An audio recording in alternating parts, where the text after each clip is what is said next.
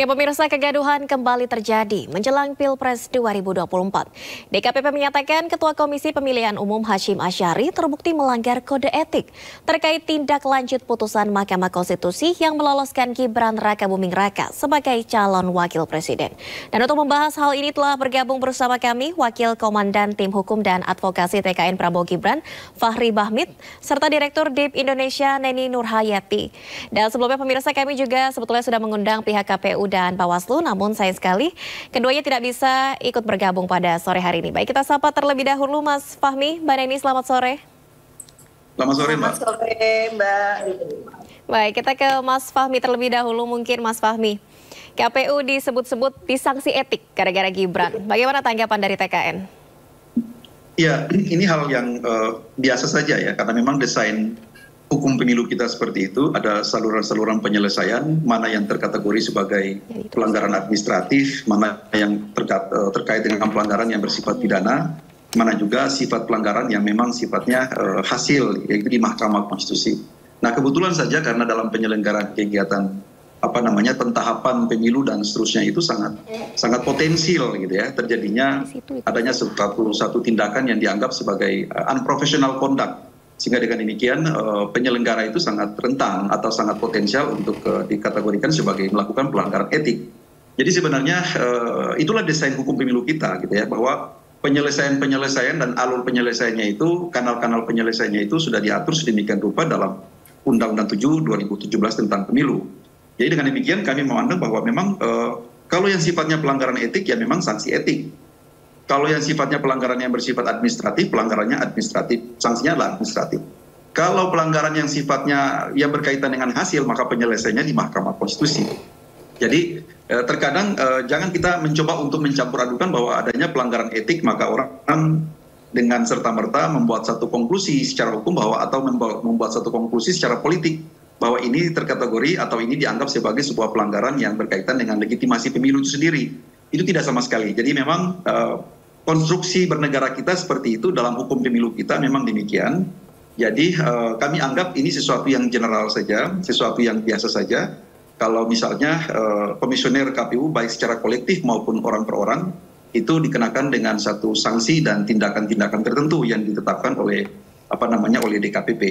Dengan demikian kami memandang bahwa biarlah nanti pada akhirnya masyarakat yang menilai seperti apa ya sifat daripada sanksi itu sendiri. Tentunya itu menjadi hak daripada masyarakat untuk menilai bahwa tahapan pelaksanaan dan penyelenggaraan pemilu harus sesuai dengan konstitusi, sesuai dengan koridor yang diatur dalam undang-undang pemilu itu sendiri, bahwa tahapan dan kegiatan selanjutnya akan sampai pada tanggal 14 Februari sebagaimana yang telah ditentukan secara bersama untuk diadakannya hajatan pemilu secara nasional.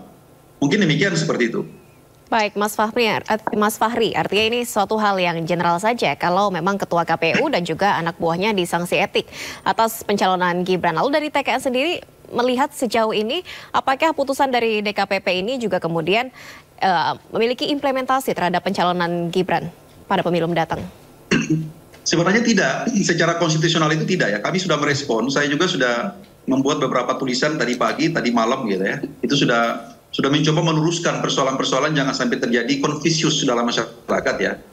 Jangan sampai terjadi pemahaman yang keliru, yang distorsif bahwa seolah-olah dengan diberikannya sanksi etik kepada Ketua KPU dengan sanksi peringatan keras terakhir, kemudian 6 anggota KPU yang lain diberikan sanksi peringatan keras, itu mempunyai implikasi secara legitimasi dan seterusnya. Tidak, karena itu dua hal yang berbeda antara putusan Mahkamah Konstitusi sebagaimana yang ditindaklanjuti atau dieksekusi oleh Komisi Pemilihan Umum itu sendiri dengan sanksi etik. Jadi satu hal yang harus diketahui begini. Yang pertama bahwa KPU selaku organ negara, organ konstitusional itu melaksanakan perintah daripada pengadilan, perintah daripada Mahkamah Konstitusi untuk dalam hal apa? Mengakomodir salah satu calon yang pada saat itu belum memenuhi syarat ya, 40 tahun gitu ya. Lalu pada akhirnya Mahkamah Konstitusi membolehkan untuk yang bersangkutan diakomodir sebagai salah satu kontestan, sebagai calon wakil presiden. Nah dalam konteks itu, Mahkamah Konstitusi memerintahkan untuk putusan itu dapat diberlakukan secara serta-merta pada saat pelaksanaan pemilu tahun 2024. Dengan demikian, Mahkamah Konstitusi memerintahkan demikian itu Komisi Pemilihan Umum selaku organ konstitusional itu wajib. Jadi makanya ada satu kewajiban hukum untuk harus ditindaklanjuti sebagaimana mestinya. Bagaimana cara menindaklanjutinya? Maka yang bersangkutan harus diakomodir ya dengan tindakan-tindakan administratif, dengan tindakan-tindakan yang memang telah diatur sedemikian rupa dalam peraturan perundang-undangan setingkat PKPU untuk yang bersangkutan itu diakomodir. Nah, yang menjadi masalah adalah kalau kita membaca secara hati-hati dalam putusan 136, 135, 36, 37, 141, putusan DKPP itu sendiri, itu menggolongkan bahwa ada satu pelanggaran yang bersifat etik. Ada pelanggaran karena dianggap tidak profesional. Karena berkaitan dengan tata kelola, ya, bagaimana agar putusan MK itu diakomodir terlebih dahulu dengan satu perubahan perangkat hukum, yaitu PKPU nomor 19/2023. Nah, pada saat itu ada satu conditioning, ada satu keadaan yang seperti yang kita ketahui, DPR pada waktu itu sedang reses dan segala macam, sehingga barangkali KPU ini ingin agar adanya satu respons cepat untuk bagaimana mengimplementir gitu ya, putusan MK itu sendiri, dan pada akhirnya ada satu tahapan yang terlompati, yaitu diperbaharui dulu PKPU 19/2023 itu sebagaimana mestinya untuk mengakomodir syarat capres yang 40 tahun itu atau pernah menjabat sebagai kepala daerah atau menduduki jabatan-jabatan yang dipilih melalui pemilihan umum gitu ya. Nah, jadi dengan demikian tahapan itu yang dinilai oleh DKPP sebagai satu pelanggaran atau berkaitan dengan tata kelola. Jadi memang itu berkaitan dengan tata kelola saja. Jadi atmosfernya berkaitan dengan bagaimana KPU itu harus mengakomodir dulu putusan itu dalam satu perangkat hukum. Nah, tapi kami berpendapat bahwa tanpa perangkat hukum pun sebenarnya secara ideal itu tidak ada masalah karena norma yang diuji itu adalah undang-undang. Sedangkan PKPU ini adalah bagaimana mengakomodir apa yang sebenarnya telah dirumuskan atau diputuskan oleh MK itu sendiri. Nah, mungkin di situ persoalan di situ yang barangkali menurut hemat DKPP adanya satu tindakan yang tidak profesional karena tidak lagi menunggu dulu pembaharuan atau memperbaharui perangkat hukum teknis ya sebagai jalan untuk bagaimana mengakomodir calon wakil presiden. Baik, Mas Fahri, artinya putusan MK dan sanksi etik DKPP ini bukan merupakan satu kesatuan, artinya ini tidak akan mengubah ataupun menggagalkan pencalonan Gibran, seperti itu ya. Itu baik, beda. Tanggapannya mungkin dari Mbak Neni? Iya, saya kira Mbak, putusan DKPP ini menjadi catatan yang sangat serius ya untuk proses demokrasi kita yang sedang berlangsung, yang itu kemudian kita melihat memperlihatkan adanya proses pencalonan capres-cawapres yang syarat akan masalah. Dan putusan DKPP jelas di situ ada pelanggaran berat, pelanggaran etik terhadap memutuskan Gibran itu menjadi cawapres. Artinya sejak awal di tahapan pencalonan wakil presiden itu ada cacat hukum yang terjadi, dan saya kira ini menjadi presiden yang sangat buruk gitu ya, yang itu menjadi top of mind publik di pemilu 2024 ini.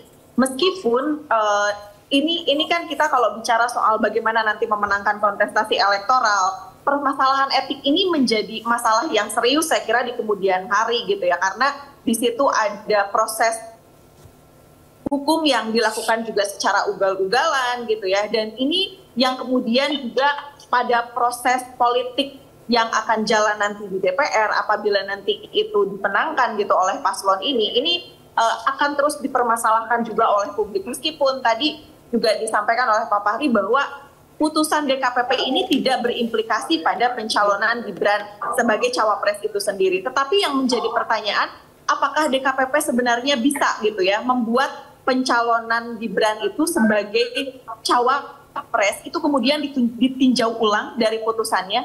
Sesungguhnya bisa saja gitu ya, kalau misalnya DKPP-nya itu progresif dan bisa saja meminta kepada KPU untuk melakukan koreksi terhadap proses-proses yang dilakukan. Tetapi sayangnya kalau kita melihat putusannya dari DKPP itu tidak ada tercantum di situ dan itu tidak dilakukan, sehingga kita berharap putusan etik ini bisa menjadi pedoman, menjadi rambu-rambu gitu ya, kalau ada yang tidak tertib hukum. Karena ini kan tidak tertib dengan penjatuhan saksi ini, artinya KPU ada banyak pelanggaran di situ dan ini sudah ketiga kalinya loh. Dan kalau tadi misalnya disampaikan berkaitan dengan merespon putusan Mahkamah Konstitusi yang harus cepat, sebetulnya beberapa kali treatment yang dilakukan oleh KPU itu agak absurd ya terhadap putusan Mahkamah Agung dan terkait dengan keterwakilan perempuan 30% di setiap dapil, atau misalnya terkait dengan masa jeda ex napi koruptor, itu putusannya tidak ditindaklanjuti secara serius melalui revisi PKPU, tetapi kemudian hadirnya Mahkamah Konstitusi langsung direspon dengan melakukan revisi PKPU yang kemudian itu tidak dilakukan gitu ya, konsultasi dengan pemerintah dan DPR dengan alasan tadi itu sedang reses. Nah, saya kira ini juga beberapa perlakuan KPU terhadap putusan Mahkamah Agung dengan putusan Mahkamah Konstitusi ini menjadi absurd juga gitu, sehingga ketika kita melihat bahwa putusan DKPP itu adalah final dan mengikat, maka kemudian para teradu juga tidak bisa meninjau kembali putusan itu, maka harus melakukan putusan DKPP. Apakah kemudian ada dampak terhadap pencalonan Gibran? Ya, sepanjang memang dalam putusan DKPP itu tidak ada koreksi, tidak begini, tadi sebentar ya. Saya sebentar mau diwawancara. Ya, baik, Mbak Neni, ada dampaknya gitu ya. Tadi Anda menyebut ini mungkin saja dilakukan peninjauan kembali atas pencalonan Gibran Rakabuming Raka. Nah, bagaimana prosesnya? Karena kan pemilu sudah 14 Februari, waktunya sudah tinggal sedikit lagi. Kalau misalkan proses dari peninjauan kembali ini baru selesai setelah pencoblosan, ini bagaimana kemudian hasilnya? Iya, saya kira kan, ya, saya meyakini lah bahwa DKPP juga tentu memperhitungkan permasalahan ini. Toh putusan DKPP juga kita ketahui, Mbak, ketika kemudian menyampaikan itu ada pelanggaran, ya peringatan keras terakhir kepada Ketua KPU, dan kemudian juga ada pelanggaran peringatan keras terhadap 6 anggota lainnya. Saya kira putusan DKPP juga tidak benar-benar serius dan masih melindungi KPU itu sendiri gitu, sehingga ketika kita berharap bahwa ada putusan progresif dari DKPP berkaitan dengan hal ini, saya kira ini menjadi hal yang sangat sulit gitu ya, karena putusan DKPP memang bisa memasuki ranah hukum, tetapi untuk putusan soal pelanggaran etik berkaitan dengan proses pencalonan Gibran sebagai cawapres, ini kemudian tidak berpengaruh signifikan ya terhadap pencalonan Gibran itu sendiri. Tetapi saya kira publik bisa melihat lah bagaimana hari ini kita juga tidak bisa berharap sepenuhnya kepada integritas penyelenggara pemilu, dan ini sesungguhnya sangat disayangkan karena kita berharap bahwa KPU apalagi di tingkat pusat itu kan harusnya bisa menjadi teladan ya untuk KPU provinsi, KPU kabupaten kota, juga untuk penyelenggara pemilu ad hoc lainnya gitu sampai dengan tingkat TPS, tetapi ketika kemudian yang terjadi ada banyak problem-problem etik yang artinya Mbak Neni mungkin bisa dielaborasi. Artinya menurut Anda apakah pencalonan Gibran Rakabuming Raka ini bisa disimpulkan legal atau tidak?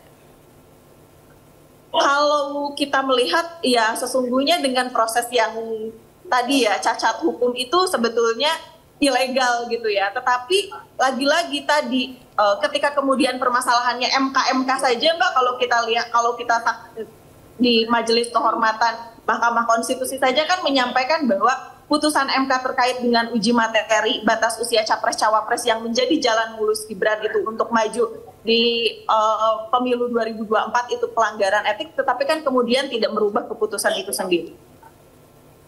Baik, Pak Fahri, ada tanggapan terkait dari Mbak Neni tadi untuk pencalonan Gibran? Yang pertama begini, saya mau katakan begini. Saya kembali tadi bahwa paradigma kita dalam berpemilu ya, dalam sebuah hukum pemilu itu sebenarnya bukan seperti itu.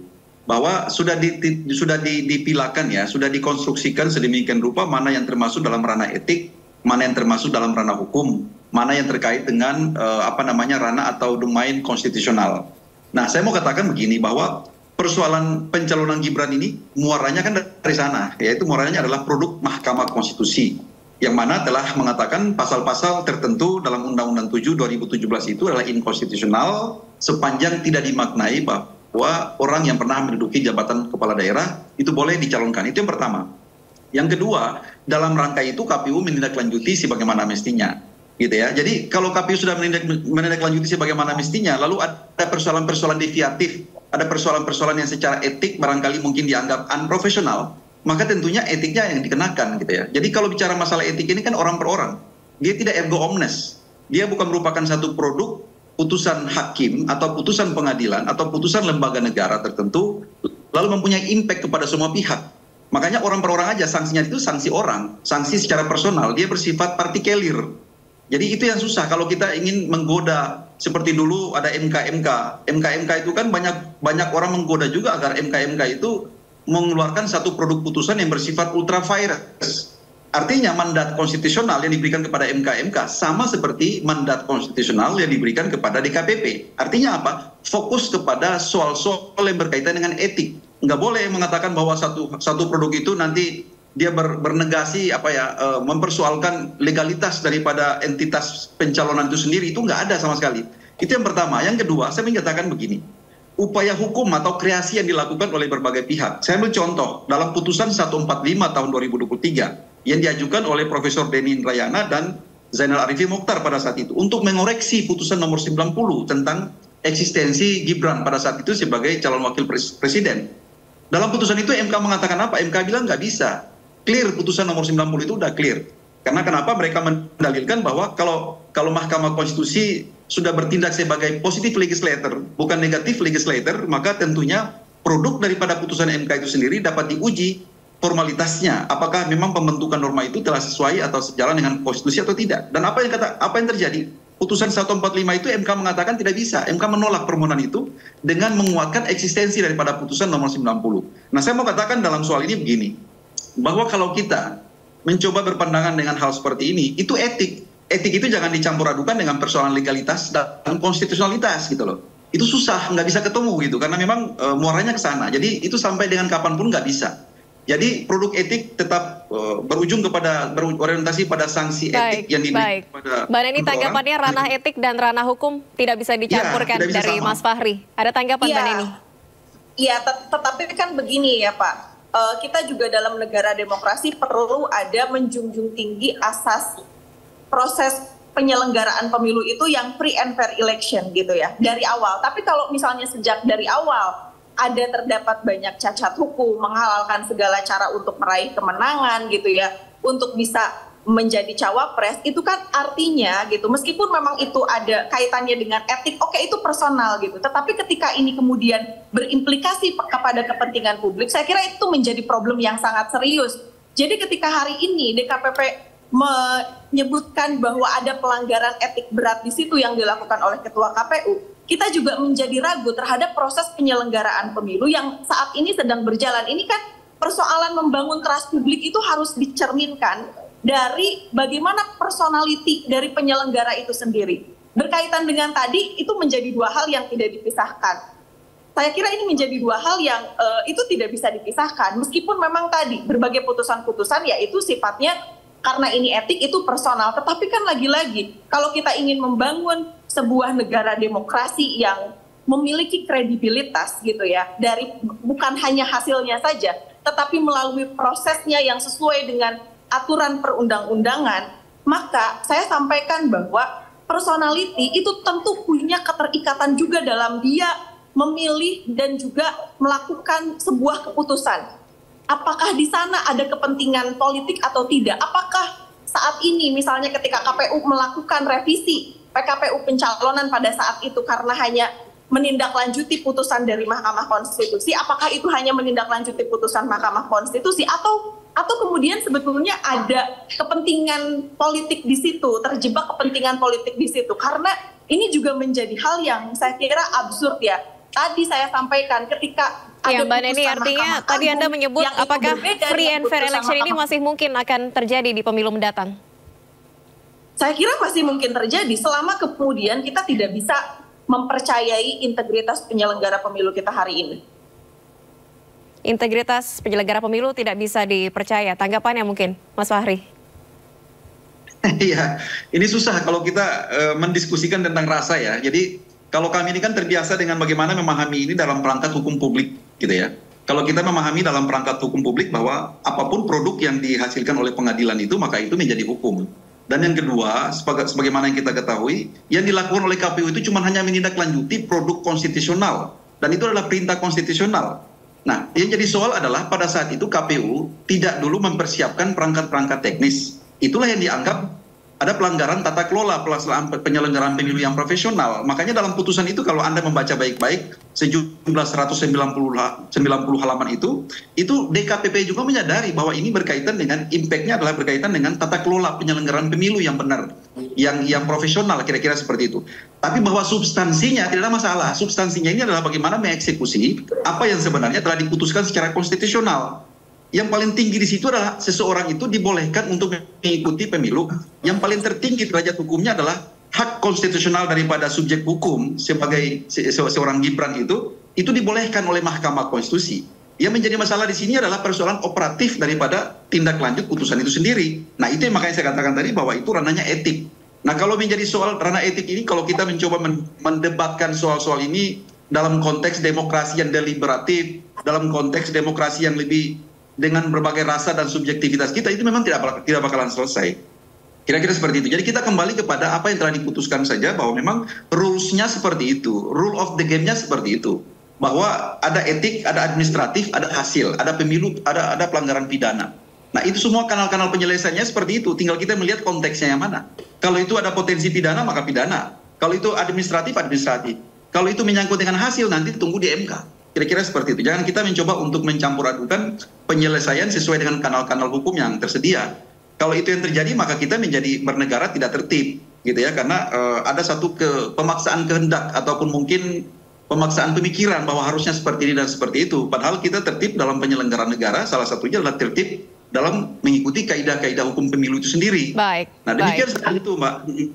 Etik dan administratif berbeda. Ya, Mas Fahri. Mbak Neni, tanggapannya mungkin terakhir closing statement, apa harapannya terkait dengan putusan DKPP ini untuk pemilu mendatang? Tadi justru saya ingin menanggapi permasalahan deliberatif demokrasi yang disampaikan oleh Pak Fahri. Pak Fahri dalam deliberatif demokrasi Yargen Habermas itu mensyaratkan ada dua hal.